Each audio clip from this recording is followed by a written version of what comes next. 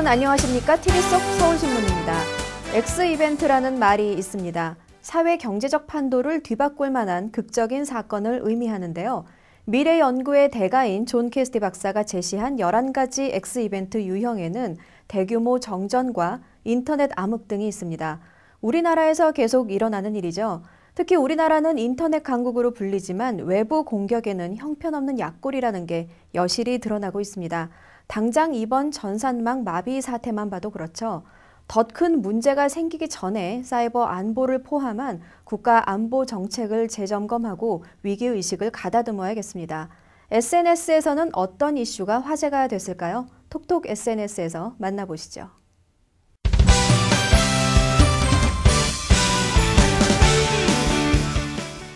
안녕하십니까.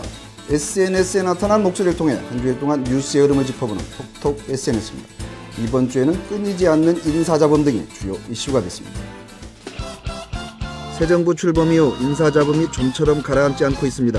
일부 장관 후보자의 부적격 논란부터 황철주 중소기업청장 내정자의 사퇴까지 뒷말이 무성한데요. SNS에서도 연일 이슈가 됐습니다. 공직 임명 최소 절차도 확인하는 박근혜식 아마추어 인선에 예고된 참사다. 이런 참사는 5년 내내 이어질 것 같다. 공직자의 주식 백지 신탁 제도도 모르고 임명한 것이나 수락한 사람이나 어처구니가 없네요. 밀실 수첩 인사가 만들어낸 웃지 못할 해프닝입니다. MB 때보다도 못한 인사 시스템을 어느 정도 큰 사고를 쳐야 개선할지 지켜봐야겠습니다라는 등 청와대 인사 시스템을 비판하는 목소리가 높았습니다. 고위 공무원 등에 대한 성접대 동영상을 둘러싼 의혹이 일파만파로 확산되고 있습니다. 이에 대해 탐욕으로 채워진 추악한 세계가 원주 성접대 사건에서 드러난 거다. 맥 빠지고 어이가 없다. 성접대나 주고받으며 쾌락에 탐닉하는 사람들은 막장 인생과 다름없습니다. 아무리 돈이 많고 사회적 지위가 있어도 그런 자들은 건전한 우파가 될 수 없습니다라는 등 맹소와 공세가 이어졌습니다. KBS, MBC 등 방송사와 농협, 신한은행 등 금융업체 전산망이 일제히 마비되면서 거센 파문이 일었습니다. 이번 해킹은 기업 내부 업데이트 관리 서버가 털린 거라는데 은행 사이트 접속 시 깔리는 그 수많은 파일들은 과연 안전한 걸까? 언제까지 속수무책으로 당하고만 있을 건지, 원자력 발전소가 이런 식으로 당하고 운영 중지된다면 끝장 아닌가라는 등 우려의 목소리가 이어졌습니다. 한편 북한한테 무슨 잘못을 했는데 연평도에 대포를 쏘고 불바다를 만든다고 협박하고 은행 방송국까지 노려 해킹 공격을 하는지라며 북한의 소행으로 단정하는 시각이 있었는가 하면 전산망 뚫린 것조차 북에서 했답니다. 전 세계에서 웃을 것 같습니다. 정확하고 확실한 증거가 없는 한 북한을 악용하지 맙시다라는 등 섣부른 판단을 경계하는 의견도 있었습니다. 진선미 민주통합당 의원이 원세훈 국가정보원장이 대선 등 국내 정치에 불법적으로 개입하려 한 사실이 드러났다며 국정원 내부 자료를 공개하면서 여론이 들끓었습니다. 국정원의 여론조작은 국민을 적으로 규정하고 민주주의적 기본 질서를 부정하는 행위다. 원세훈을 즉각 구속하고 국정원을 전면 조사하라. 원세훈 씨를 그냥 두고 법치라는 말을 하면 안 되겠죠. 국정원법은 왜 있으며 헌법은 왜 있습니까? 라는 등 센 비난이 쏟아졌습니다. 이 밖에도 헌법재판소 긴급조치 1295 위헌 결정, 이석기 김재현 의원 자격심사, 오은태 교수 성희롱 파문, 박노현 전 서울시 교육감 29일 가석방 등이 SNS에 이슈가 됐습니다. 소비의 양극화가 갈수록 심해지고 있다고 하죠. 저소득층은 의식주의 비중이 높아지는 반면 고소득층은 여가, 교육 등의 소비가 집중되고 있다는데 그렇게 바람직한 현상은 아닌 것 같습니다. 톡톡 SNS 여기서 마칩니다. 안녕히 계십시오. 올해로 운영 38년을 맞은 찬빛 야학이 재정 문제로 휴교 위기에 놓였다고 합니다. 서울 월계동에 있는 이곳에서 5, 60대 어르신들이 만학년을 불태우면서 검정고시 합격자를 꾸준히 배출했다고 하는데요. 그래서 이곳을 잃는 아쉬움은 더욱 크다고 합니다. 이범수 기자가 취재했습니다.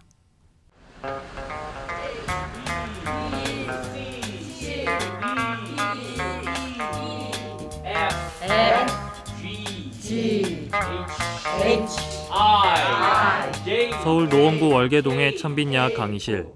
영어 기초 수업이 한창입니다. 50대에서 60대 여성 15명이 교사를 따라 소리내어 단어를 익히고 있습니다.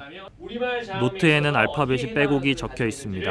한자 한자 기초를 배우니까 어디 뭐 가서도 영어가 이래 써 있는 거 보면 읽으려고 애를 쓰고 좀 그런 게 있거든요. 그래 너무 즐겁고 좋아요.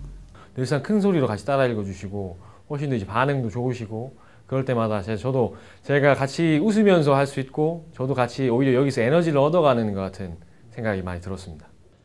하지만 만학도들에게 배움의 등불이 되어온 38년 전통의 천빈야학이 사라질 위기에 처했습니다. 가장 큰 이유 중 하나는 재정 문제 때문입니다. 학교 운영비로 지원을 해주시는 이제 국고 보조금 중에서 성인 문해교육 지원비라는 게 있는데 이제 다른 단체나 기관들도 좀 많이 신청을 하고 또 국가에서 주는 예산 자체가 좀 줄어들어가지고 지난해 노원구에는 국고와 지자체 예산으로 2,400만 원이 지원됐습니다. 찬빈야학을 포함해 10개 교육시설이 지원 신청을 했습니다. 하지만 지원 신청을 한다고 해도 모두 지원받을 수 있는 건 아닙니다. 전국야학협의회에 따르면 서울 지역에 남아있는 야학들은 점점 줄어드는 추세라 합니다. 2010년 38곳에서 지난해에는 9곳이 줄어든 29곳만 남아 있습니다. 그동안 찬빈야학 교사들은 무급으로 일하는 것은 물론 사비까지 털어 운영해왔지만 그것마저 한계점에 다다랐습니다. 이 학교에는 월계동 인근 주민뿐 아니라 의정부, 상계동 지역에서도 못 배운 한을 풀기 위해 찾아오고 있습니다. 또한 매년 15명에서 20명의 중고등 검정고시 합격생을 배출하고 있어 사라질 위기에 대한 상실감은 더욱 큽니다. 글쎄 저희같이 나이 든 엄마들이 이렇게 와서 배울 수 있는 자리가 많아져야 되는데 없어진다면 진짜 안타까운 일이죠. 지원 같은 게 계속 적어서 학생들도 열정이 있고 선생님들도 열정이 있는데 그 열정을 마음껏 펼칠 수가 없으니까 그 점이 제일 안타까운 것 같습니다. 하지만 아직 희망의 끈을 놓은 건 아닙니다. 다양한 경로를 통해 수업을 지속해 나갈 방법을 찾고 있습니다. 자생적으로 일어난 뿔뿔이 단체거든요. 네, 이런 단체들이 법적인 테두리 내에서 안정적으로 보호받고 지원받을 수 있었으면 좋겠습니다.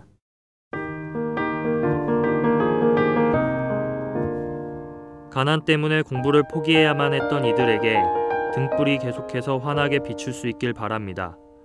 서울신문 이범수입니다. 박물관이나 미술관에 있는 전시물을 자세히 보고 싶으신 분들 또는 한 공간에서 여러 작품을 볼 수 없어서 답답했던 분들 많으시죠? 태블릿 PC가 그 고민을 해결해 준다고 합니다. 성민수 PD가 전합니다. 고려 후기 석탑으로 기존의 신라계 석탑과 차이를 보이는 경천사 10층 석탑. 백제 시대의 공예와 미술 문화, 종교와 사상, 그리고 제작 기술까지 파악하게 해주는 금동 대향로. 국립중앙박물관의 유물들을 감상할 수 있는 방법이 스마트 큐레이터와 만나 한층 업그레이드 됐습니다. 국립중앙박물관은 작년 4월부터 시범 운영해온 스마트 큐레이터를 평일까지 확대하기로 했습니다. 공간적 한계가 있는 박물관에 이 태블릿 PC로 보완함으로써 전시물에 대한 이해도를 높입니다. 김홍도의 작품으로 추정되는 평생도를 전시 해설사에게 듣고 전시되지 못한 남은 5작품은 태블릿 PC로 봅니다. 벽에 가려 뒷모습이 보이지 않는 백자는 가상 공간에서 360도 회전합니다. 또 손가락 움직임 한 번으로 천응사의 은은한 종소리도 들립니다. 관람객들은 전문 해설사의 이야기를 들으며 유물을 관람하는 것에서 나아가 태블릿 PC를 터치하며 전시장 속 유물의 이면까지 살펴봅니다. 태블릿 PC를 활용을 해서 전시 해설을 하다 보면 일단 흥미 유발을 할 수 있고요. 지금 현재 참가하고 있는 주 계층이 어린이인데 다양한 자료를 활용을 해서 저희가 전시 해설을 하고 있기 때문에 학습 효과를 극대화할 수가 있습니다. 스마트 큐레이터 서비스는 평일 오전 10시에 현장에서 신청하며 토요일은 홈페이지에서도 신청이 가능합니다. 국립중앙박물관은 앞으로 모바일 서비스를 활용한 전시 해설도 계획하고 있어 좀 더 다양한 관람객과의 소통이 기대됩니다. 서울신문 성민수입니다.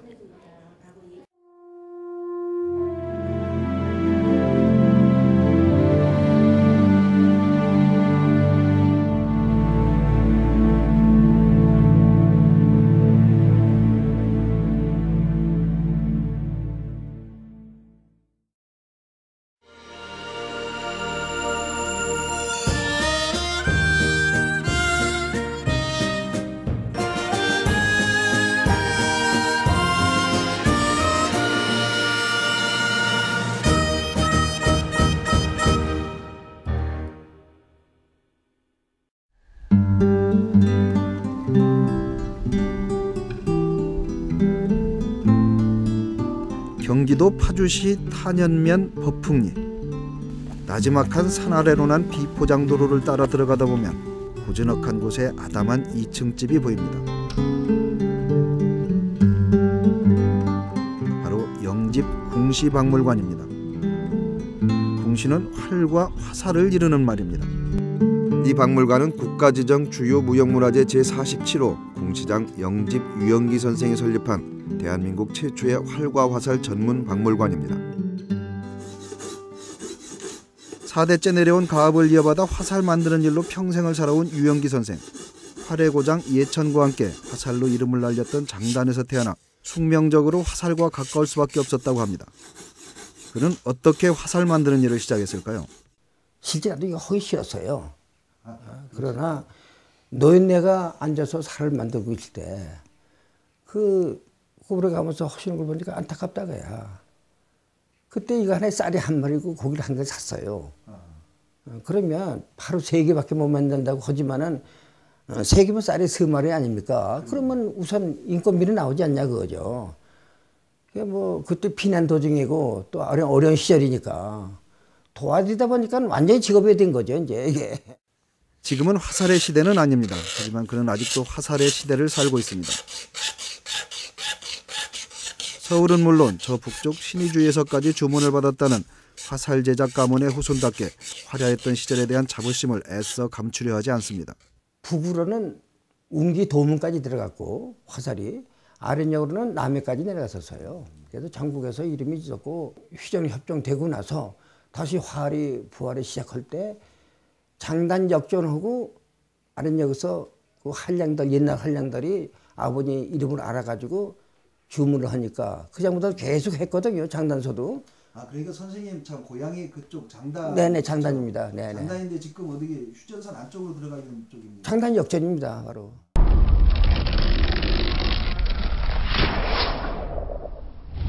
조선을 둘러싼 삼국의 으뜸 병기를 꼽을 때 중국의 창, 일본의 검을 들었다면 조선은 단연 활이었습니다. 조선의 활은 그 특유의 형태와 기능으로 주변국의 명품으로 각인됐습니다. 유영기 선생이 화살을 만드는 과정은 정밀하기 그지없습니다. 제대로 만들려면 130번의 과정을 거쳐야 화살 하나가 탄생합니다. 그래서 장인은 공장에서 쏟아져 나오는 카본 화살에 대한 안타까움이 큽니다. 정밀한 공정이 필요한 데는 그만한 이유가 있기 때문입니다. 그러니까 130번이 손이 간다는 것은 그만큼 까다롭다는 것을 벌써 인정하는 게 아니겠습니까? 예. 그래서 한량의 활을 쏠 적에 관약을 놓고 타겟을 관약이라고 하거든요. 안 맞으면 안 맞은 쪽 그대로 쏴요. 그래가지고 그쪽으로 한 살이 다 몰려 들어가면은 살 좋다고 해요. 한쪽으로 몰려 들어가니까. 그럼 좀만 앵기면 맞는 거 아니겠습니까? 근데 여기 갔다 넘어갔다 앞뒤 갔다 뒤 갔다 한다면은 그건 벌써 B급이나 C급밖에 안 된다는 얘기가 나오죠. 대나무를 고르는 것부터 까다로운 절차가 필요합니다. 언제 어디서 잘랐느냐에 따라 화살의 품질이 좌우되기 때문입니다. 이게 활터에 가서 한량들한테 줄 때요. 딱 이렇게 굴려보고 이게 똑같이 내려갔다가 똑같이 올라가야 된다는 얘기죠. 어려워요. 그래도 한량들 상대도 참 까다롭습니다. 아주 민감하네요. 예. 잘 말린 대나무의 마디를 갈아서 없애고 껍질을 벗기고 촉기울 부분을 깎아내는 과정 하나하나에 정성과 고도의 기술이 필요합니다. 화살의 무게를 하나하나 재규해 아직도 저울을 사용합니다. 가장 중요한 작업 중 하나가 화살촉을 끼우는 부분에 물에 불린 쇠심줄을 감는 일입니다. 그대로 살촉을 끼우면 목표물에 맞는 순간 대나무가 산산이 쪼개지기 때문입니다. 질기기가 쇠심줄 같다는 말이 있듯이 이렇게 감아준 화살은 철판도 뚫는 힘이 생깁니다. 소심줄도 어느 것이 좋냐. 옛날에는 마찰 끌지 않았습니까? 운동을 했으니까 이놈이 소심줄도 그만큼 거기에 맞춰서 힘이 보장이 되는 거예요. 근데 요즘 그 유구선은 가만히 놀고만 있다가 잡으니까 약해요.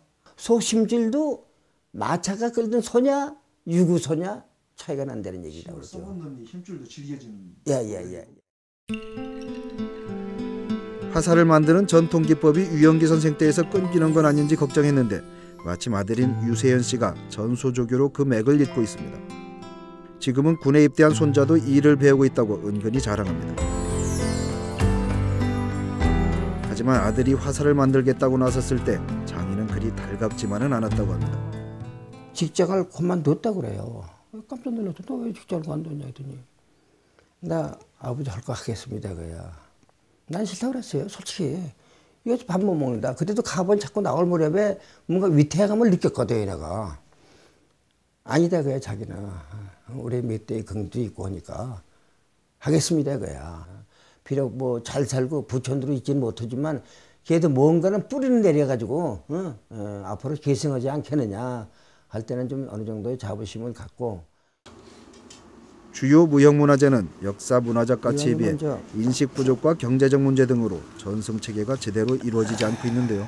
문제는 나는 할아버지서부터 아버지서부터 대를 이어서 그대로 그걸 인수해 나와가지고 현재도 전통공예 옛날의 식으로 다 그대로 보급해 나왔지만은 앞으로 조교가 과연 우리보담도 우리 보유자보담도 오히려 조교를 더 우상시켜줘야 되지 않겠느냐. 우리는 저희가 알아요 이제는. 조교가 잘 하셔야 그게 또 이어지고. 그렇죠. 그래야 제대로 뿌리 내리죠. 하실 수밖에 없으니까. 뿌리가 흔들려 보세요. 그 나무가 뭐가 되겠습니까? 마찬가지죠 이제. 유영기 선생과 함께 박물관을 둘러봤습니다. 네. 박물관에 대한 그의 긍지는 대단합니다. 우리 전통을 후대에게 전해주고 싶다는 열망이 곳곳에 정성스럽게 배어 있습니다.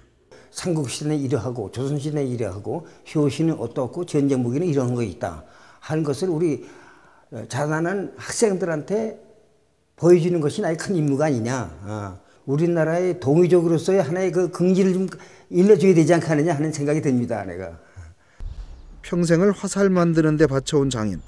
본인은 장인의 정의를 어떻게 내릴까요? 나 잘난 거 없습니다. 내 그만한 대우를 받을 적은 없습니다. 단지 내가 여쭙게 되는 것은 고집스러운 거 하나밖에 없습니다. 그 고집으로 여지껏 흘러왔고 그 고집이 아니었다면 못한다고요.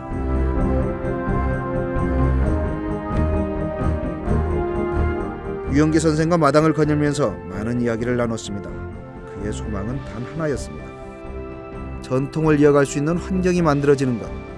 그래서 조상의 얼을 후손에게 전해주는 것. 가치관의 혼돈 시대를 사는 우리에게 그만큼 중요한 일이 또 있을까요? 서울신문 이호준입니다.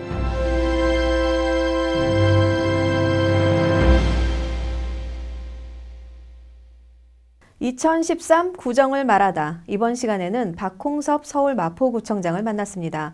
올해를 주민들과 약속, 지역 발전을 위한 과제를 매듭지어야 할 시간이라고 말했는데요. 그의 구정 철학을 들어보시죠.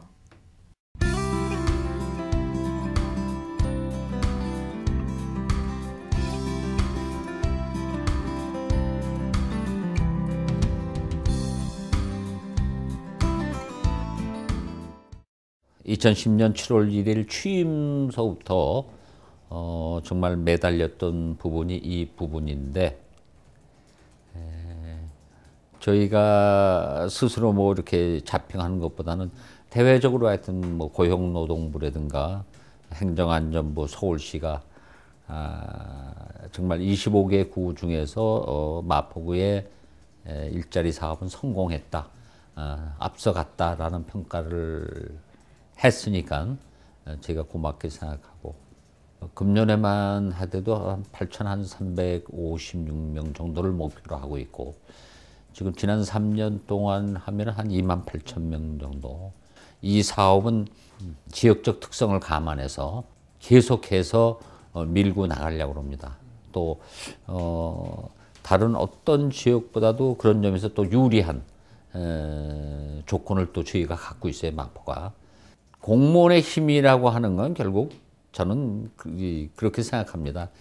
청렴하지 않으면 공무원의 힘이 나올 수가 없어요.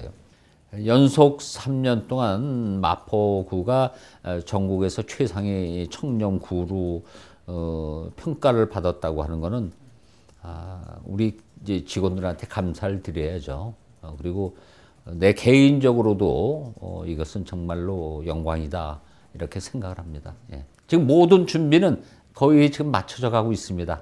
맞춰져 가고 있고 5월이면은 이제 사업에 착수를 해서 연말 안에 이제 매듭을 지으려고 합니다. 거기가 바로 용산구하고 마포구하고 경계예요.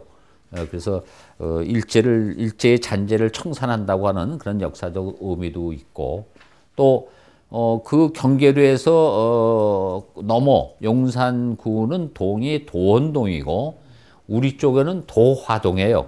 이게 다 복숭아하고 인연이 있다고 이 지역에. 그래서 복숭아 밭도 좀 만들고 그래서 복숭아 꽃도 좀 볼 수 있도록 주민들이 이렇게 하고 또 마포구가 그 서울 시민의 평균 녹지 비율보다 떨어집니다. 마포구의 녹지 비율이. 마포구가 그만큼 공원이 부족합니다. 이 부족한 공원을 좀 채워가는 역할도 하고 2021년까지 한 300억 원 규모의 장학금을 한번 만들어 보자. 서민 생활의 안정이라고 하는 측면에서도 그렇고 좀 주민들한테 희망을 주는 것이 필요하다. 교육 도시로 가는 한번 정기를 만들어 보자.